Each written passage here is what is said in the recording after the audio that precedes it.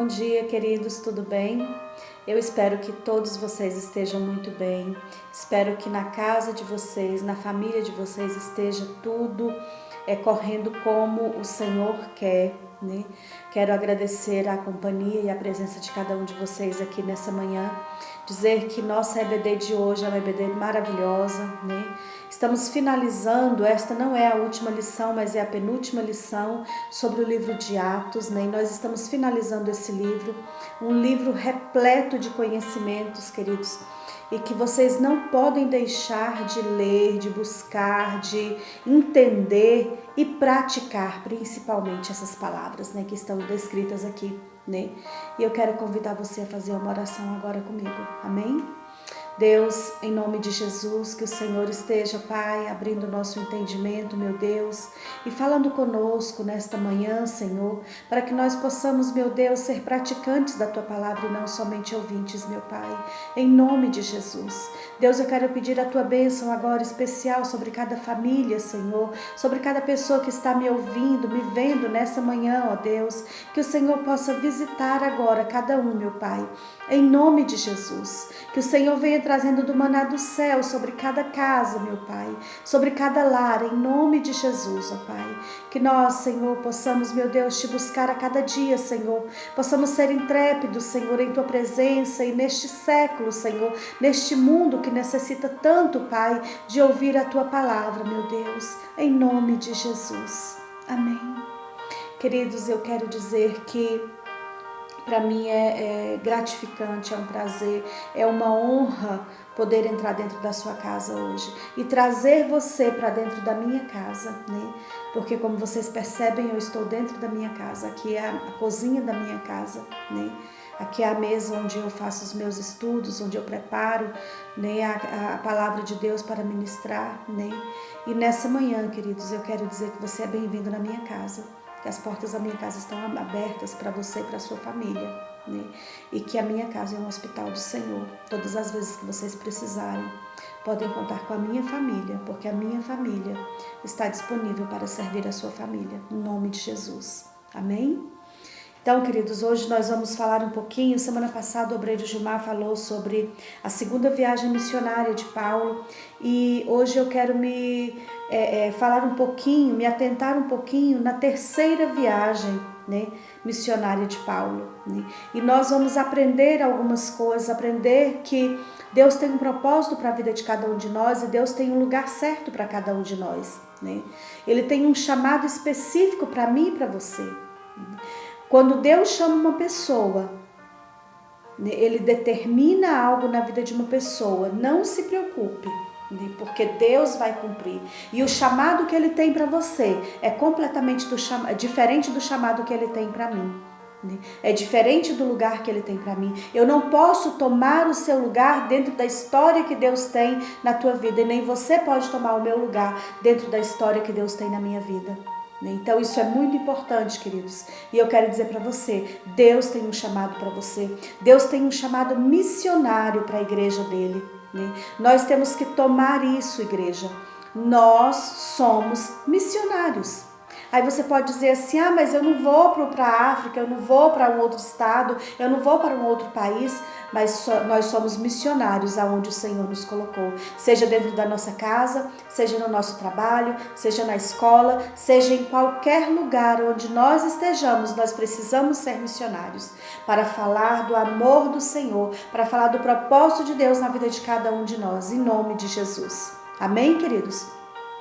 E eu quero começar lendo aqui um texto bíblico que está lá em Atos 18, do 19 ao 23, que diz assim: Chegados a Éfeso, deixou-os ali. Ele, porém, Paulo, ele aqui refere-se a Paulo, entrando na sinagoga, pregava aos judeus. Rogando-lhes os judeus que permanecesse ali por mais algum tempo, não se deteve. Ele não ficou, ele não pôde ficar, né?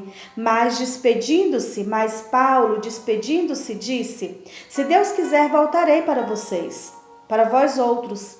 E embarcando, partiu de Éfeso. Chegando a Cesareia, desembarcou, subindo a Jerusalém, e tendo saudado a igreja, desceu para Antioquia. havendo passado ali algum tempo, saiu atravessando sucessivamente a região da Galácia e Frígia, confirmando todos os discípulos.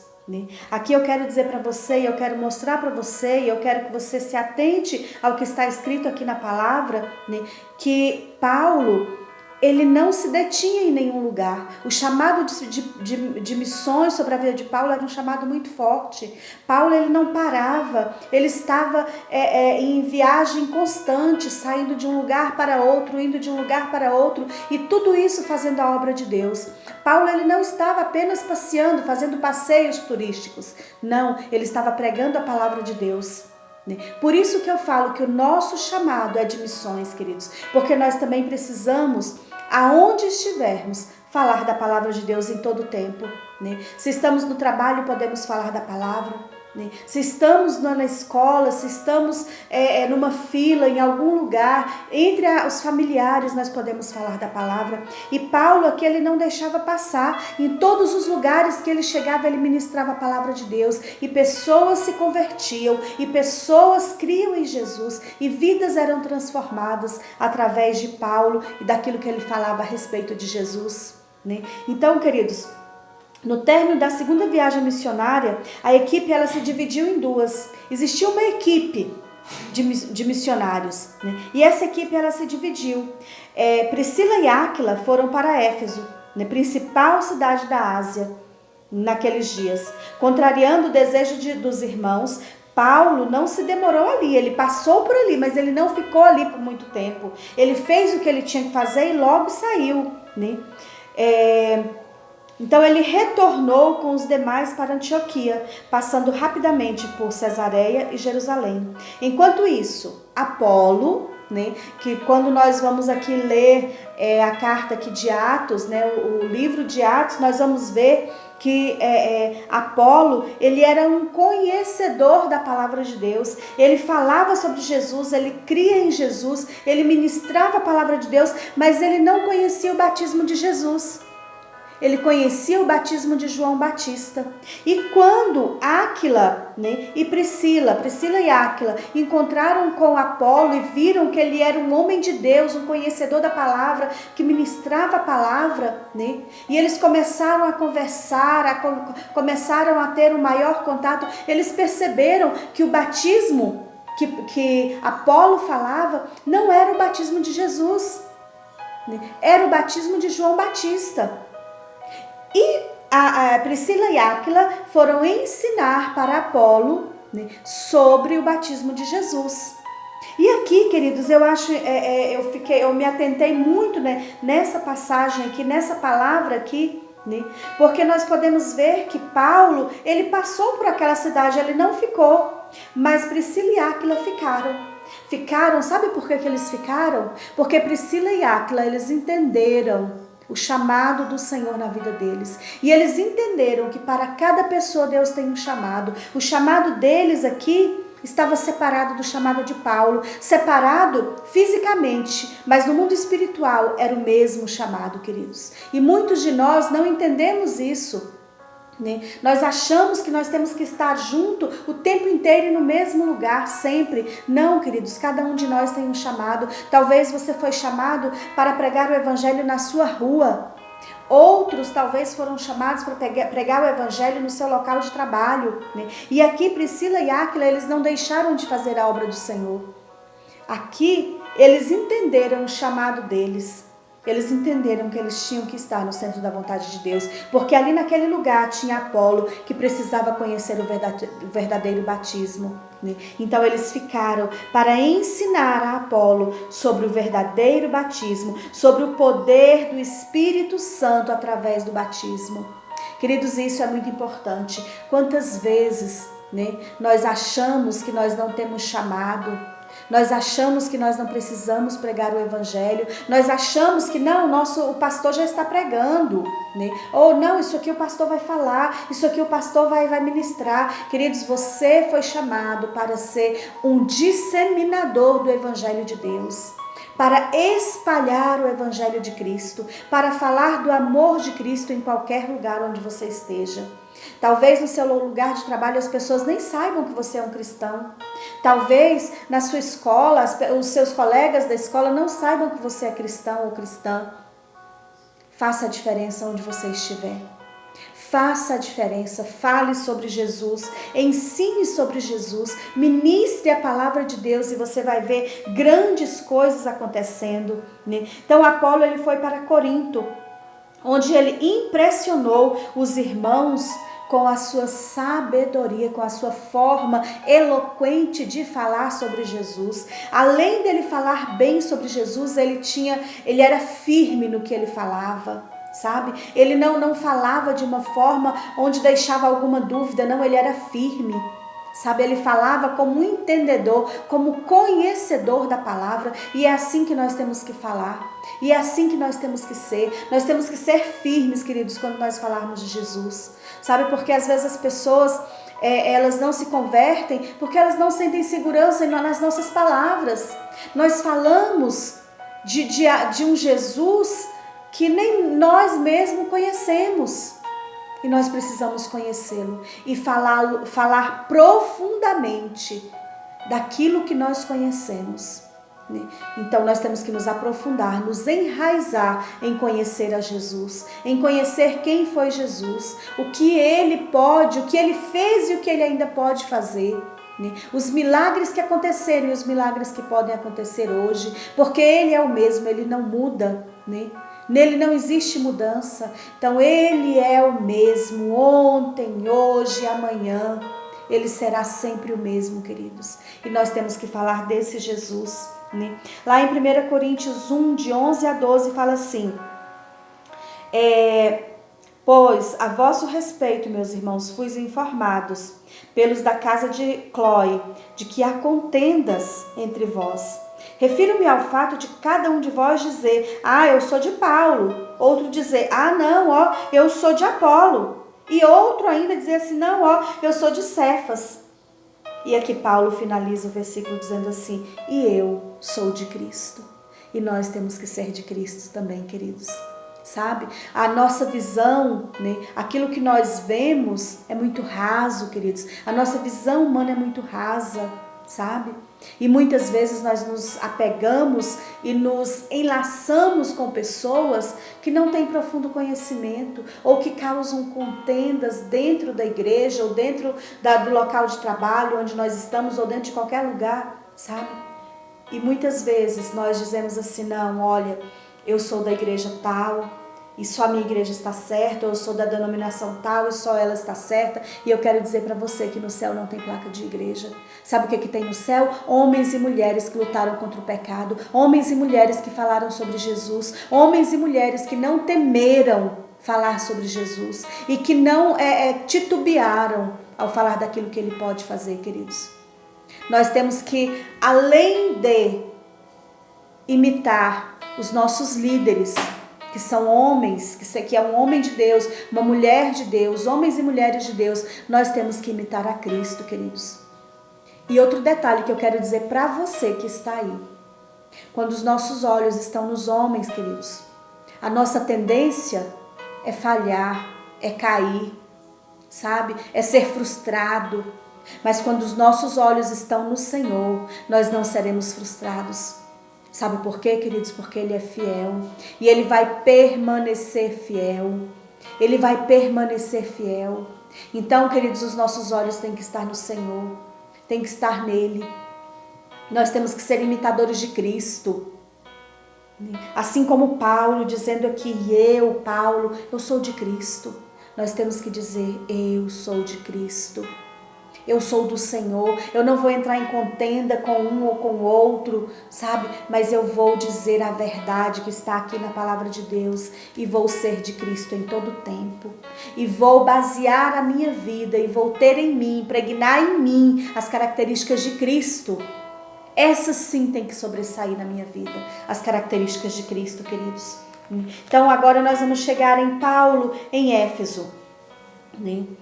Paulo, quando ele chega em Éfeso, ele conhece alguns irmãos, ele se encontra com alguns discípulos de Cristo, né? Que alguns homens e mulheres aos quais Apolo conversou, e Apolo fez com que aquelas pessoas crescem em Jesus. E a primeira pergunta de Paulo é assim, ó: vocês receberam porventura o Espírito Santo quando crestes?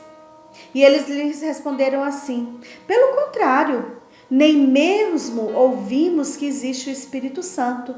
Então Paulo perguntou: em que, pois, fostes batizados?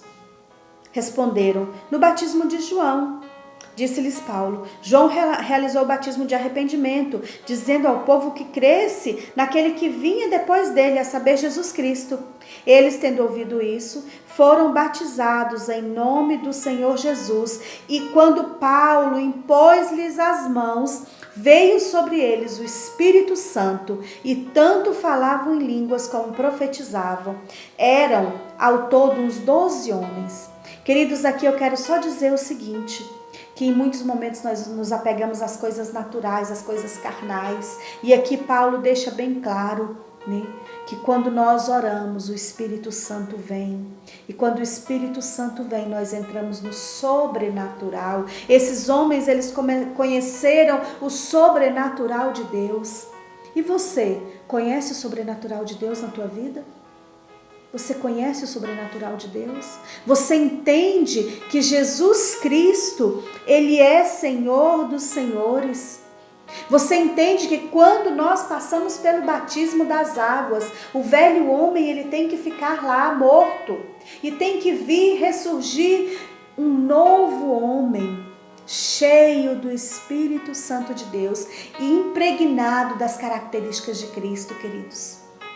É isso mesmo, tem que ser assim. Nós temos que ser impregnados das características de Cristo, né? Então, os ajudadores dos apóstolos foram às cidades vizinhas, implantando o evangelho e novas igrejas. Quando eles chegavam em determinada cidade, né, e eles viam que estava ali uma igreja meio capenga, alguma igreja que estava passando por lutas e por dificuldades, queridos, porque naquele tempo também existia pessoas que iam para as igrejas, mas iam de uma forma que não queriam realmente aceitar, elas iam atrás do pão, assim como hoje. Talvez as pessoas não cheguem na igreja atrás do pão mesmo, físico, né? Mas elas vão porque é uma comodidade, porque tem um amigo que está lá, porque o pai e a mãe vai, porque tem o vizinho que vai, e aí vai lá também. Não, queridos, acima disso, nós temos que conhecer ao Senhor, nós temos que querer conhecer ao Senhor. E esses ajudadores dos apóstolos de Paulo, né, eles foram às cidades implantando novas igrejas e ajudando aquelas igrejas que já existiam e que tinham alguma deficiência. Porque naquela época o evangelho, ele não tinha essa propagação que tem hoje. Por quê? Porque hoje, né, o mundo ele gira, ele é totalmente globalizado. E ele gira em torno de fatos que acontecem virtualmente, mas fatos reais. Virtualmente eu posso ver o que está acontecendo agora, ao vivo, nesse exato momento, em qualquer lugar do mundo. Eu entro ali na internet, eu vou pesquisar, eu vou encontrar.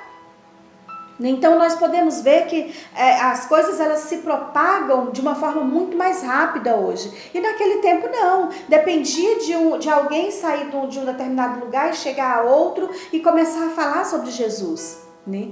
Era um pouco mais truncado isso aí. Hoje não, hoje é muito mais fácil, né? A gente tem aí os meios de comunicação muito mais ágeis, né? E muito mais reais e atuais, né? Então naquela época, muitas vezes as informações elas chegavam truncadas, né? Ou de formas distorcidas. Então, quando os ajudadores dos discípulos ou os discípulos chegavam em determinado lugar, eles iam pregando a palavra de Deus, eles iam falando sobre Jesus, eles iam ensinando sobre o Senhor para que as pessoas crescem, né? E que aquela igreja crescesse não apenas em número de pessoas, mas em qualidade, sabe, em qualidade espiritual, para que houvesse né, uma difusão verdadeira do Evangelho. Né? Então, em Éfeso, muitas curas foram realizadas por meio de Paulo, né, e de outros discípulos. Né? Essa época foi uma época em que o evangelismo, né, ele era um evangelismo muito fértil. Né? Os discípulos, eles iam chegando nos lugares, iam falando sobre Jesus, as pessoas iam se convertendo, se fortalecendo, se unindo, a igreja tinha uma unidade também muito forte. Né? E isso nos falta hoje, da igreja falar a mesma voz, ter o mesmo pensamento, andar na mesma direção. Né? Isso em muitos momentos nos falta. E nós precisamos retomar isso, queridos. Ter o mesmo pensamento, ter a mesma voz, ter o mesmo falar, a mesma forma de falar e a mesma forma de pensar. Porque aqui eu não posso falar para você aquilo que eu penso, aquilo que eu acho que é correto. Eu tenho que falar primeiramente aquilo que está aqui na palavra de Deus, que é correto daqui. Segundo, eu tenho que falar como o meu pastor fala, como a minha pastora fala. Porque eu não posso criar e nem disseminar algo que eles não fazem. Isso se chama lealdade, isso se chama andar junto. Isso se chama crescer no reino junto. E é isso, e é para isso que nós somos chamados, né?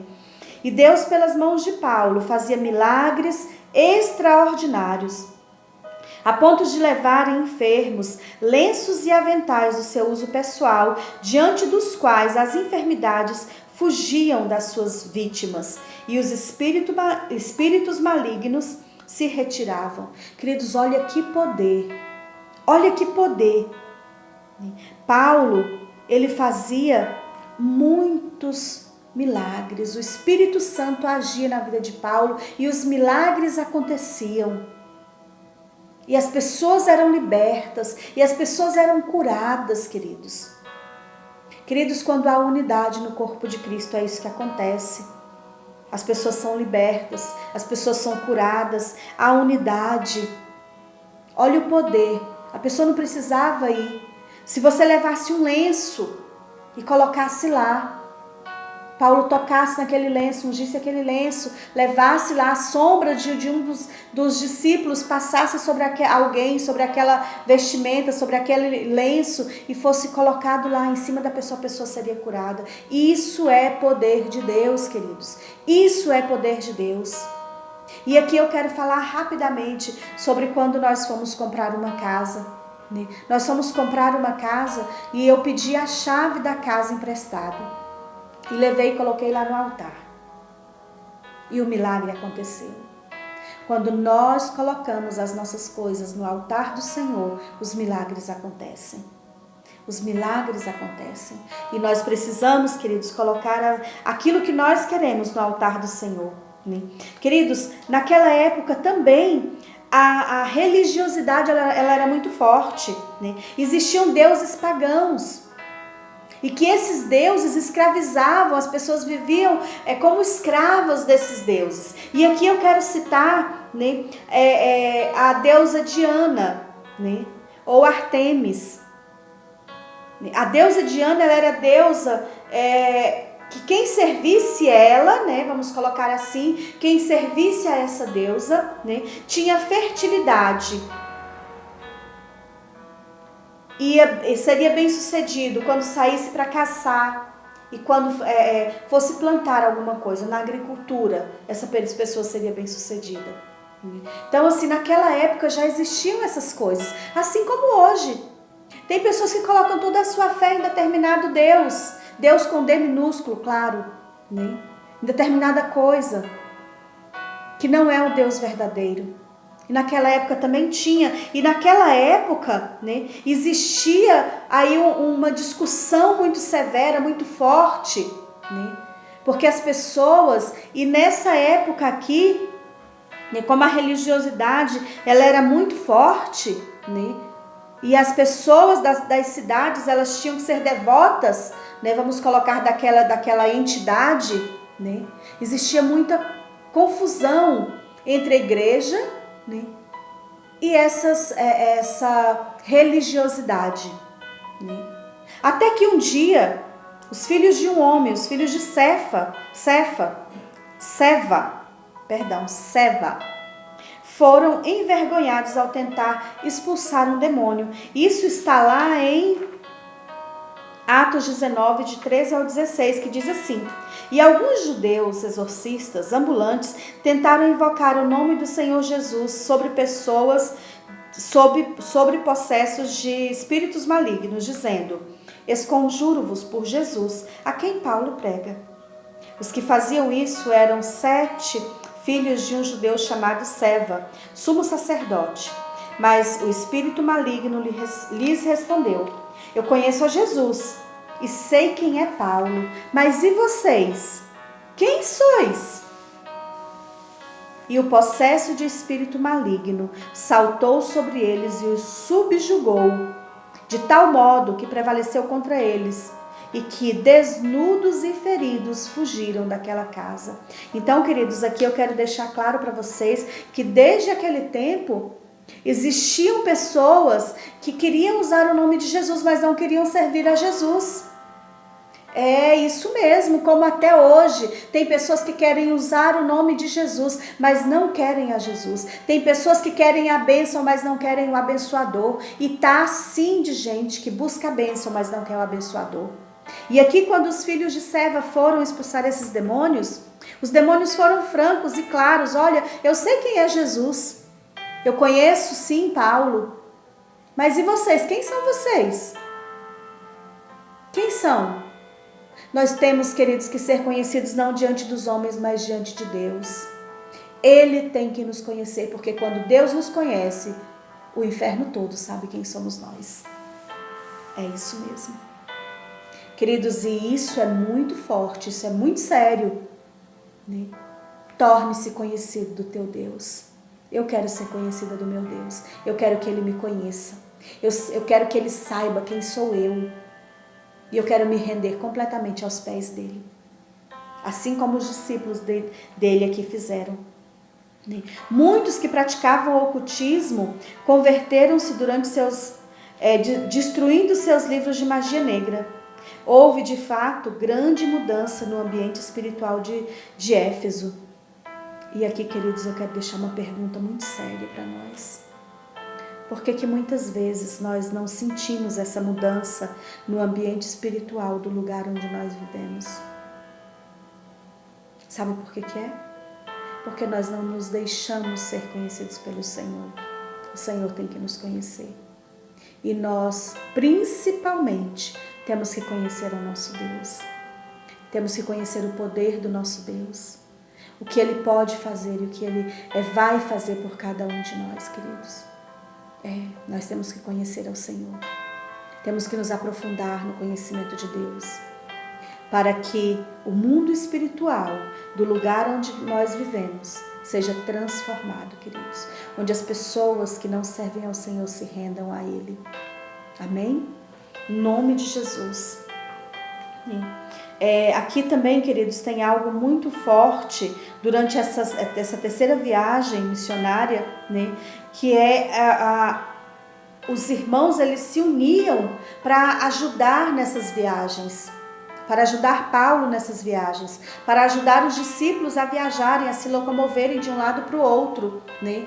E muitas vezes nós hoje não queremos ajudar uns aos outros, ou não queremos, ou achamos que a igreja não precisa de nada e nem de nenhuma ajuda. Queridos, tudo que a igreja faz, ela precisa da ajuda financeira, sim, dos seus fiéis. Assim como aqui, os irmãos, eles ajudavam o evangelho a ser propagado, a igreja hoje também necessita da sua ajuda para que o evangelho seja propagado. E como que nós podemos ajudar? E eu vou ser bem curta, queridos, bem curta. Nós podemos ajudar trabalhando, regaçando as mangas e indo lá para a igreja trabalhar, sabe? Ajudando os nossos pastores. Ah, pastor, eu não posso, então abençoa, sabe? Abençoa a igreja para que a igreja possa investir, para que a missão seja cumprida, queridos. A missão da igreja seja cumprida. E hoje é fácil falar que nós não podemos fazer nada se nós não tivermos dinheiro. E é verdade, a igreja precisa sim. A igreja precisa sim ter um fundo financeiro para custear algumas coisas. Para custear a pregação do Evangelho. Para custear a pregação do Evangelho nós precisamos sim. E eu não vou dizer para você que isso é balela, não é, está aqui na palavra. Sabe, os irmãos eles se ajudavam. Tem um irmão passando necessidade na igreja, vamos lá, vamos juntar todo mundo e vamos ajudar, e vamos abençoar, vamos lá, vamos fazer o nosso melhor. Igreja é isso, queridos. Igreja é isso.